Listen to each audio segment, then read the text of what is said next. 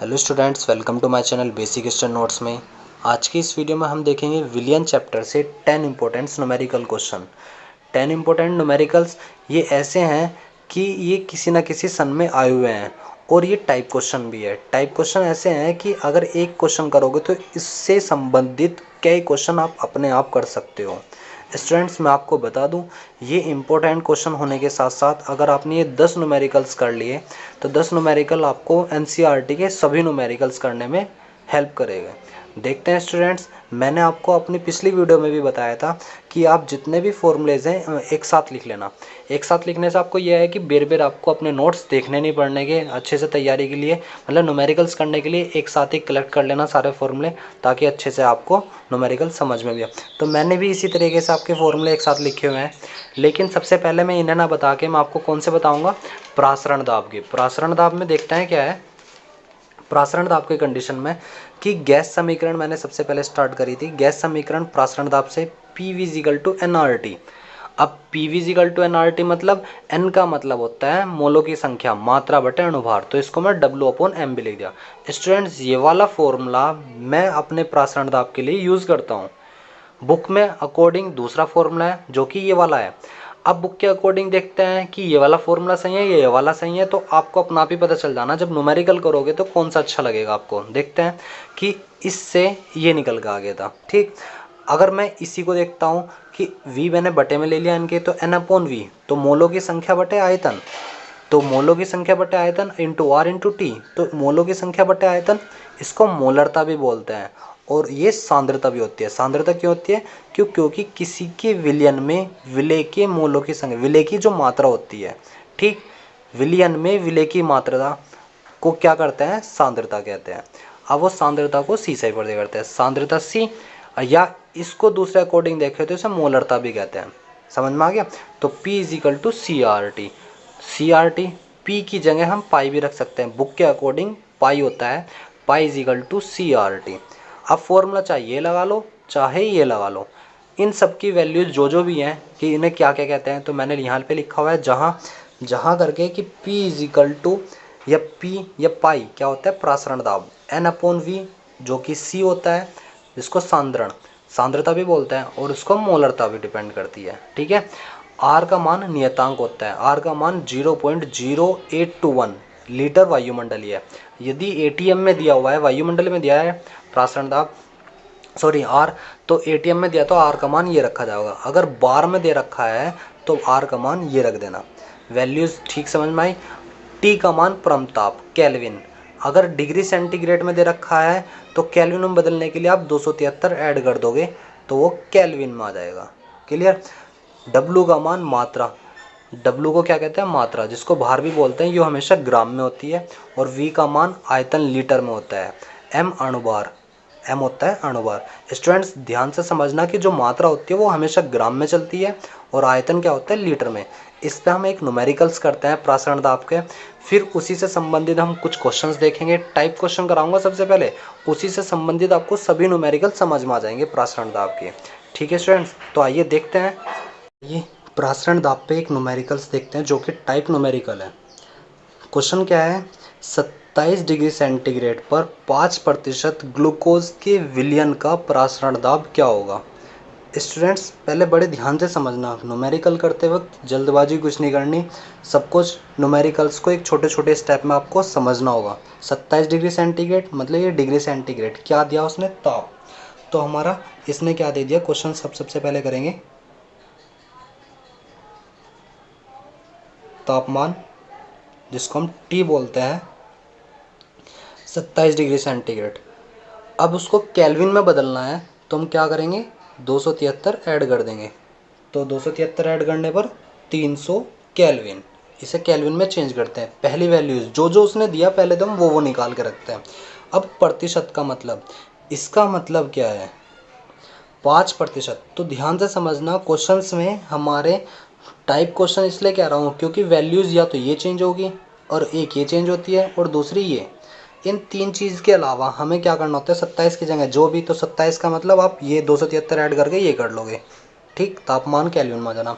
5% का मतलब, 5% का अर्थ होता है, 5% का अर्थ है कि 5 ग्राम ग्लूकोज 100 ml विलियन में, विलियन मतलब आयतन में विलय है, घुला हुआ है। ठीक, तो 5 ग्राम ग्लूकोज, 5 ग्राम मतलब मात्रा, जिसको हम डब्लू से बोलते हैं मात्रा, 5 ग्राम, और मात्रा हमेशा ग्राम में होनी चाहिए। ये मात्रा हमेशा ध्यान रखना, मात्रक भी है तो थोड़े ध्यान से रखेंगे। मात्रा 5 ग्राम। इसके बाद 100 ml आयतन, जिसको हम विलियन मतलब आयतन हमारे पास वी कितना है 100 ml। हमेशा ध्यान रखना लीटर में बदलना होता है, आयतन चलता है किस में, लीटर में। लीटर में बदलने के लिए 1000 से भाग कर देंगे, ये हो गया हमारे पास लीटर। क्लियर हो गया।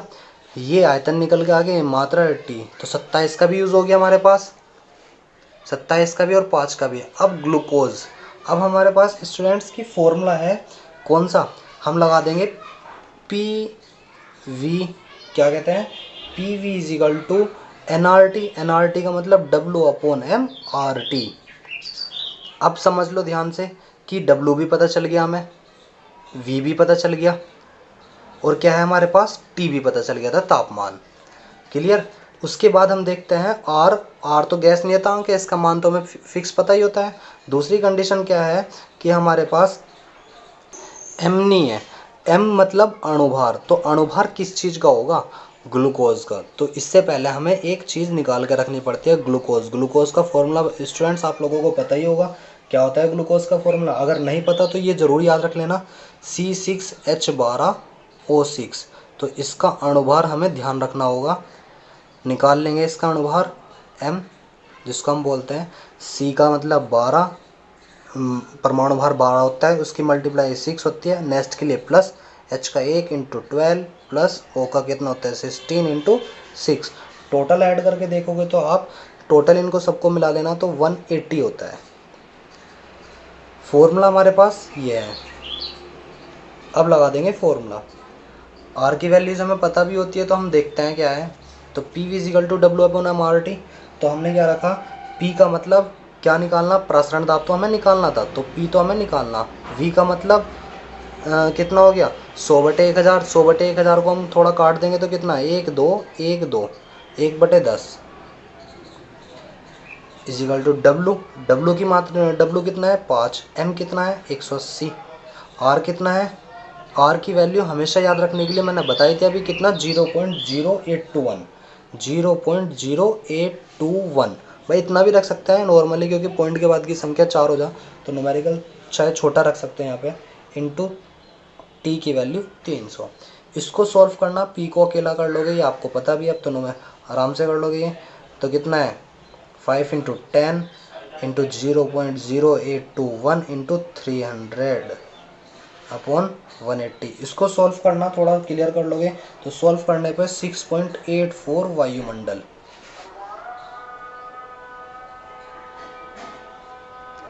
स्टूडेंट्स मात्रक जरूर लगाना होगा, नंबर्स इसी पे भी मिलते हैं पूरे। अगर आप नहीं लिखोगे कि प्रासरण दाब 6.84 वायुमंडल, नहीं लिखने के तो दिक्कत हो जानी है, नंबर कट भी सकते हैं एग्ज़ाम में, बोर्ड्स का है, तो इसलिए मात्रक जरूर लिखना 6.84 वायुमंडल। नेक्स्ट आगे देखते हैं, आइए सेकंड क्वेश्चन देखते हैं, जो कि टाइप क्वेश्चन से ही संबंधित होगा। क्वेश्चंस क्या है ध्यान से पढ़ेंगे। सबसे पहले 27 डिग्री सेंटीग्रेड पर 5% यूरियम, यूरियम मतलब यूरिया, NH2CO NH2 के जलीय विलयन का प्रासरण दाब ज्ञात करो। स्टूडेंट्स 27 डिग्री सेंटीग्रेड मतलब टी दे दिया, 5% का मतलब आपको मैं समझा के आया हुआ था कि जब भी कोई क्वेश्चन प्रतिशत में आ जाएगा प्रासरण दाब के लिए तो उसका मतलब क्या होता है, 5 ग्राम यूरिया 100 ml विलियन में विलय है। स्टूडेंट समझ में आ गया। तो उसमें यहाँ पे दो चीज़ की वैल्यू पता चल जाती है। मैं आपको क्वेश्चन बता दूं कि 27, आप इसे आराम से कर सकते हो, T is equal to 27 degree centigrade plus इसमें 273 ऐड कर दोगे तो आप कितना हो गया 300 केल्विन। नेक्स्ट क्या है 5% का मतलब, 5% का क्या अर्थ बताया कि डब्ल्यू तो हमारा 5 ग्राम, और दूसरी कंडीशन क्या है, वी यहाँ पे कितना हो गया 100 ml, ये 5% का अर्थ ही होता है। तो 100 ml का मतलब 100/1000 लीटर में बदल गया। लीटर में बदलने के लिए 1/10 लीटर आ गया, जिसको हम 0.1 भी लिख सकते हैं। ठीक। WVT नाउ अकॉर्डिंग बाय हमारे यूरिया का प्रासरण दाब अणुभार निकालेंगे, m निकाल लेंगे किसका, NH2CONH2 का m अणुभार। तो m कितना होगा वो आप देख के बता सकते हैं, आराम से निकाल लोगे। नेक्स्ट इसमें फॉर्मूला रख दोगे, फॉर्मूले में आपको वैल्यूज क्लियर हो जानी है। ये मैंने इसलिए आपको छोटा कराया ताकि इसको आप आराम से कर सकते हो। मैं नेक्स्ट क्वेश्चन कराऊंगा सेम ऐसे ही 30 डिग्री सेंटीग्रेड, क्योंकि ये तो तुमने कर लिया था। नेक्स्ट तीसरा क्या है, 30 डिग्री सेंटीग्रेड पर 3% यूरियम के प्रासरण दाब का मान ज्ञात कीजिए। स्टूडेंट्स ये क्वेश्चन बिल्कुल सेम इसके जैसे ही है, और एक टाइप क्वेश्चन, मैं आपको टाइप क्वेश्चन समझा के आ गया तो आपको समझ में आ गए होंगे ना आप क्वेश्चन ही आराम से। तो देखते हैं कि जैसा आपने ये क्वेश्चन मैंने यहाँ पे छोड़ दिया था ना, तो आपको समझना होगा। एक सेकेंड रुकिए। हाँ जी, कि NH2CONH2m का अणुभार m है, तो आपको ये समझना होगा कि आराम से ये क्वेश्चन जैसे आप इधर कर लोगे टाइप क्वेश्चन के अकॉर्डिंग ही आपको ये भी क्वेश्चन करना ही होगा। आप मुझे बता सकते हो कि कोई क्वेश्चन में कोई प्रॉब्लम है। ठीक है, देखते हैं। 30 डिग्री सेंटीग्रेड का मतलब कि T कितना आ गया, तापमान 30 डिग्री सेंटीग्रेड। 3% का मतलब क्या स्टूडेंट्स, ये लिखा करोगे अपने का अर्थ है बिल्कुल टाइप क्वेश्चन जैसे करा, बिल्कुल आप सेम बिल्कुल ऐसी अकॉर्डिंग है। टी तापमान, ताप होता है हमारे पास, टी है 30 डिग्री सेंटीग्रेड, तो इसको कैलविन में बदल लो, 273 इजिकल टू 303 कैलविन। 3% का अर्थ है कि 3 ग्राम यूरिया 100 ml यूरिया में 100 ml विलियन में घुला हुआ है, मतलब विलय है। तो W की मात्रा कितनी होगी, 3 ग्राम, और मात्रा चलती है ग्राम में, और V कितना है 100 ml। आपको अच्छे से समझ में आ रहे होंगे अभी आराम से। 100 ml को हम लीटर में बदल लेंगे तो 1000 से भाग कर लेंगे तो ये 1/10 लीटर, कोई दिक्कत तो है ही नहीं। नेक्स्ट आगे देखते हैं कि W पता चल गया, V पता चल गया, T पता चल गया। इसी तरीके से यूरिया का अणुभार निकाल लेंगे। यूरिया का अणुभार मैंने ऊपर इसलिए नहीं निकाला था ताकि ये क्वेश्चन मुझे कराना है तो मैं इसलिए आराम से पहले ही करा देता। यूरिया क्या होता है, NH2CONH2। अब यहाँ पे अणुभार देख लेंगे यूरिया का कैसे निकालना होता है। N14 नेक्स्ट के लिए प्लस, H का 1 × 2 नेक्स्ट के लिए प्लस, C का 12 नेक्स्ट के लिए प्लस, O के लिए 16 नेक्स्ट के लिए प्लस, N का 14 प्लस 1 × 2।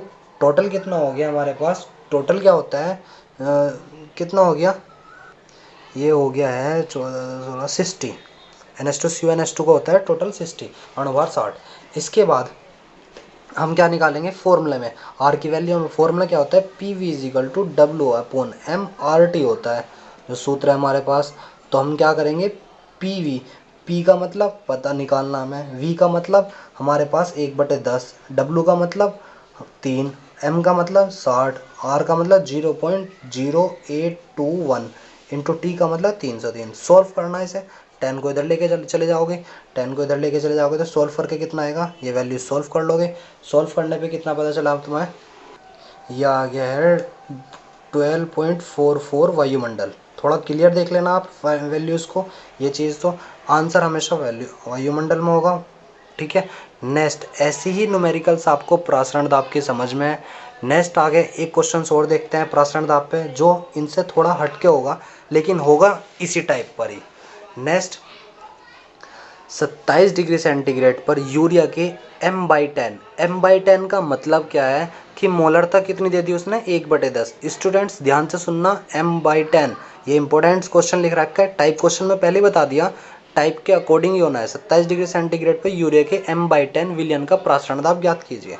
अब यहाँ पे हम देखते हैं कि आंसर जैसे करेंगे हम, कैसे करना होगा कि T तापमान दे दिया उसने 27 डिग्री सेंटीग्रेड, उसमें 273 ऐड करेंगे तो कितना हो गया 300 केल्विन। ठीक। m/10 का, m/10 मतलब m जो दे दिया उसने मोलरता, हाँ मोलरता को हम यहाँ पे किससे पढ़ करते हैं, C से, जो सांद्रता होती है। सांद्रता कितनी है हमारे पास, कितनी है, जिसको हम N/V भी बोल देते हैं सांद्रता को। ये कितना आ गया 1/10। क्लियर। अब हमारे पास क्या है, यूरिया का अणुभार निकाल लेंगे। यूरिया का अणुभार, अणुभार निकालने की शायद ज़रूरत भी ना पड़े इसमें, क्योंकि एक बार निकाल लेंगे, फिर भी हमें पता है यूरिया का अणुभार कितना होता है, 60। मैंने डायरेक्ट लिख दिया ये। देखते हैं फॉर्मूले में लगाने के बाद, P V is equal to N upon V R T होता है, sorry W upon M R T. तो यहाँ पे कितना है, फॉर्मूला ये वाला चला लो, चाहे formula P V is equal to N R T,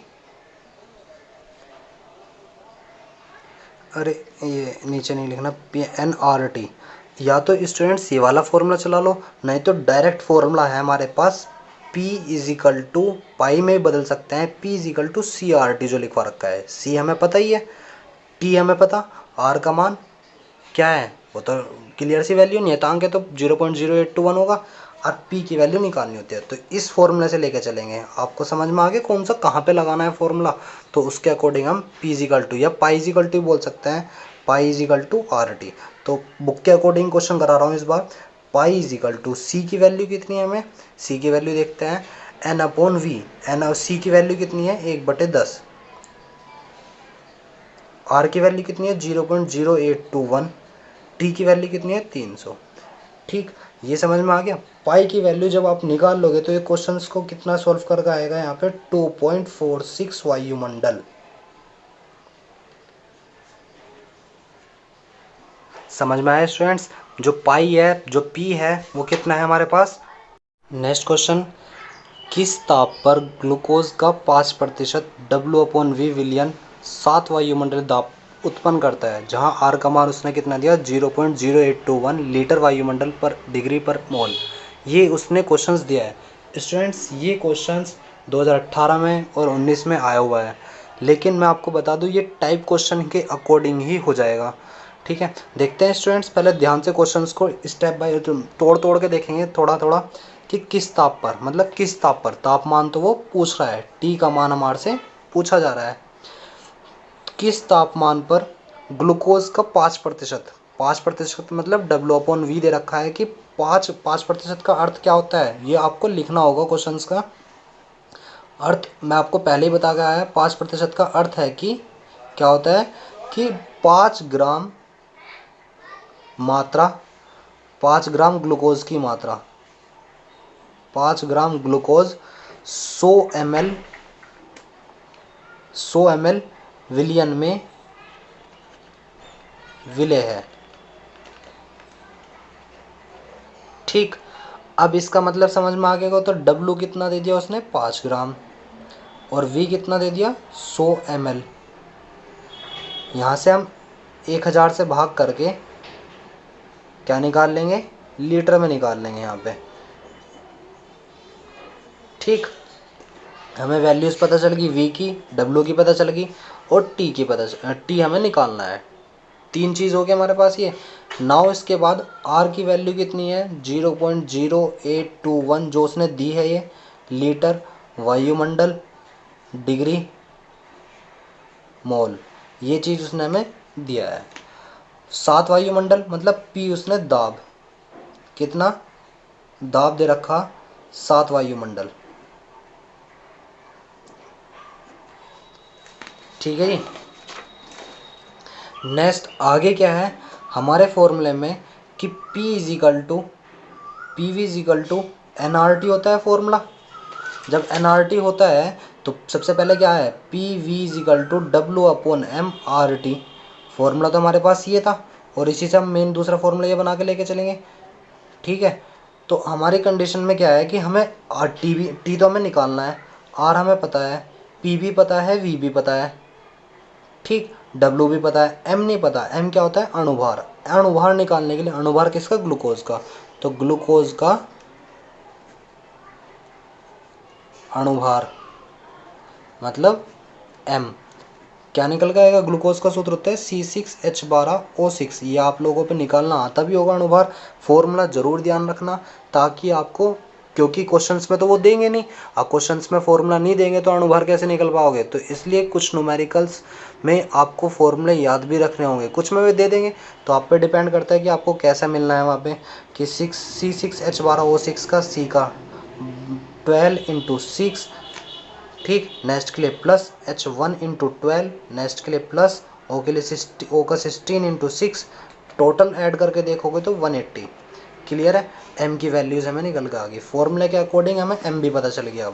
अब आगे देखते हैं कि t निकालना था। t के लिए हम क्या करते हैं, फॉर्मूले में रख देंगे। p की वैल्यू कितनी है हमारे पास स्टूडेंट्स की 7, v की वैल्यू कितनी है 1/10, इजिकल टू w की वैल्यू कितनी है, w है जी हमारे पास 5, m कितना है 180,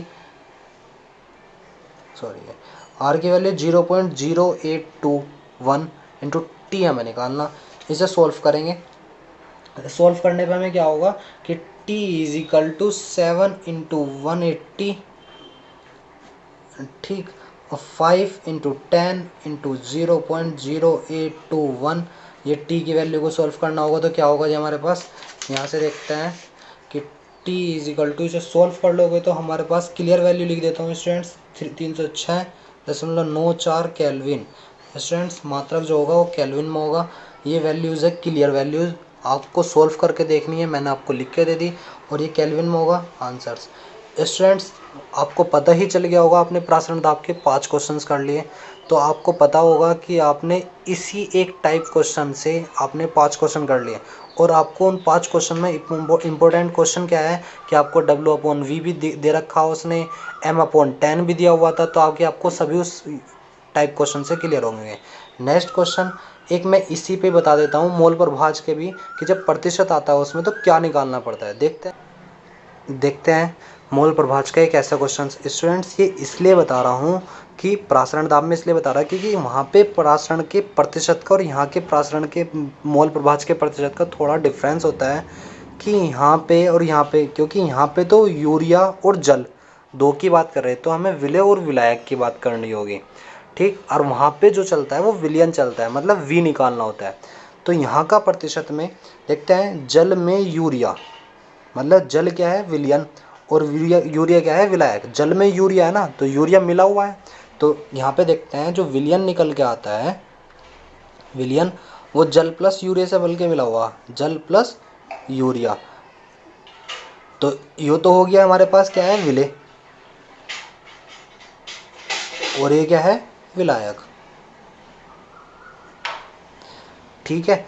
तो इस विलयन का तो 6% विलयन का तो मोल प्रभाज ज्ञात करना होगा, तो इसके अंदर 6% का अर्थ ध्यान से सुनना कि क्या होता है। 6% का अर्थ है कि 6 ग्राम यूरिया 100 ग्राम विलयन में उपस्थित है।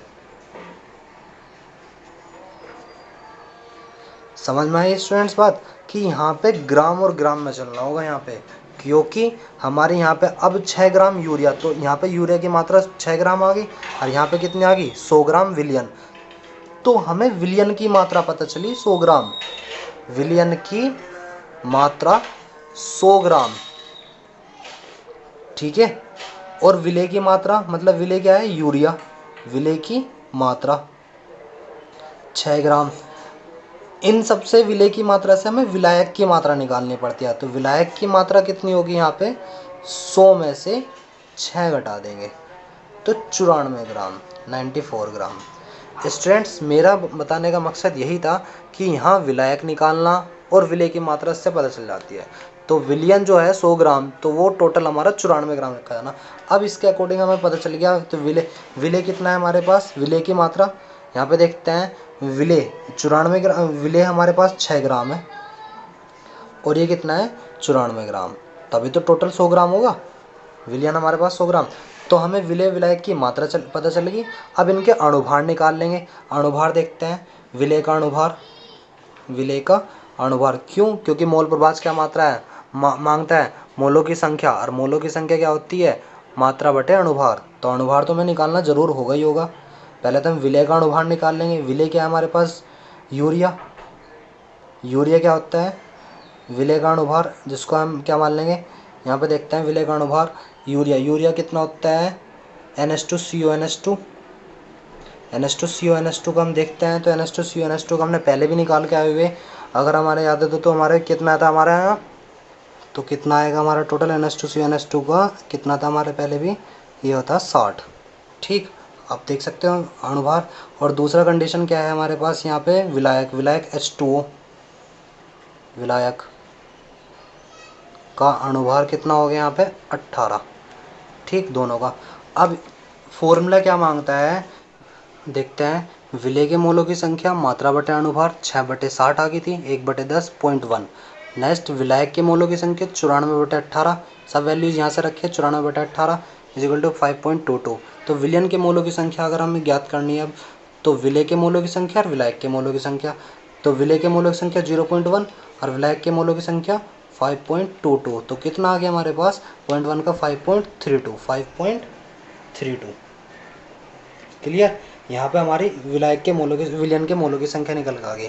नाउ इसके बाद हम क्या करते हैं, विलेय का मोल प्रभाज निकालेंगे। विलेय मतलब यूरिया का मोल प्रभाज।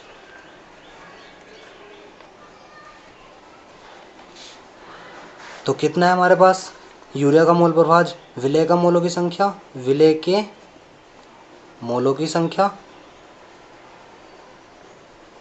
बटे विलयन के मोलों की संख्या, विलयन के मोलों की संख्या।